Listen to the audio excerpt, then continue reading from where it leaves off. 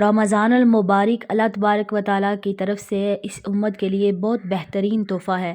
کہ اللہ تبارک و تعالیٰ اس مہینے میں جنت کے تمام دروازے کھول دیتا ہے اور جہنم کے تمام دروازے بند کر دیے جاتے ہیں اور شیاطین جکڑ دیے جاتے ہیں۔ اور اس مبارک مہینے میں اللہ تبارک و تعالیٰ کے اتنے انعامات ہوتے ہیں کہ اللہ پاک اس مبارک مہینے میں انسان کو نفل کا ثواب فرض کے برابر عطا کرتا ہے اور فرضوں کا ثواب بڑھا کر 70 گنا بڑھا دیا جاتا ہے۔ سبحان اللہ، ہر نیکی کا ثواب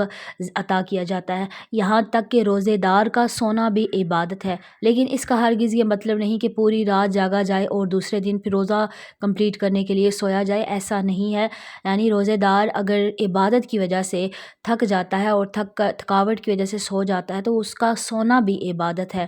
تو رمضان المبارک میں جتنی ہو سکے ہمیں نیکیاں کرنی چاہیے، اور رمضان میں سحری میں تو ویسے بھی اٹھنا ہے، خاص طور پر اسلامی بہنیں تو اٹھنا تو ہے ہی سحری میں، تو کیوں نہ 20 منٹ 25 منٹ پہلے اٹھ کر وضو کر کے تہجد کی نماز پڑھ لی جائے، کیونکہ یہ وہ وقت ہوتا ہے جب اللہ تبارک و تعالیٰ آسمان دنیا پر نزول فرماتا ہے اور اللہ تعالیٰ اعلان فرماتا ہے کہ ہے کوئی مجھ سے مانگنے والا میں اسے عطا کروں، ہے کوئی مجھ سے بخشش مانگنے والا کہ میں اسے بخشش عطا کروں، ہے کوئی مجھ سے رزق مانگنے والا میں اسے رزق عطا کروں،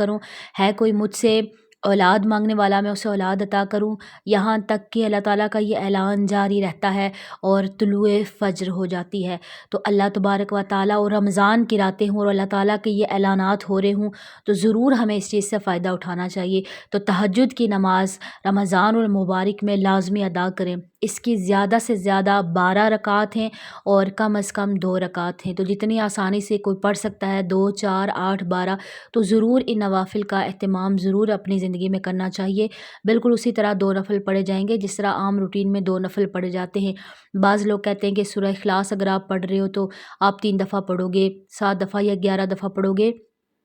کوئی بھی صورت آپ پڑھ سکتے ہیں۔ قرآن پاک کی کم از کم 3 آیات لازمی ہونی چاہیے، قرآن پاک سے جہاں سے بھی پڑھ رہے ہیں 3 آیات لازمی ہوں، اور اس کے علاوہ سورہ اخلاص ہی اگر کسی کو آتی ہے اور کوئی صورت آتی ہی نہیں ہے تو پھر صورتیں یاد کریں۔ اگر سورہ اخلاص آتی ہے 4 کل آتے تو بار بار انہیں کو رپیٹ کر کے پڑھ سکتے ہیں، اور سورہ اخلاص کو اگر 3 دفعہ پڑھیں گے تو زیادہ ثواب ہے، جتنا زیادہ پڑھتے جائیں گے اتنا زیادہ اس چیز کا اجر و ثواب ملتا جائے گا۔ تو یہ مہینہ ہے، اس میں اللہ تعالیٰ کی بے حساب برکتیں سمیٹ لیں، اور مجھے بھی اپنی خاص دعاؤں میں یاد رکھیے گا۔ السلام علیکم ورحمۃ اللہ وبرکاتہ۔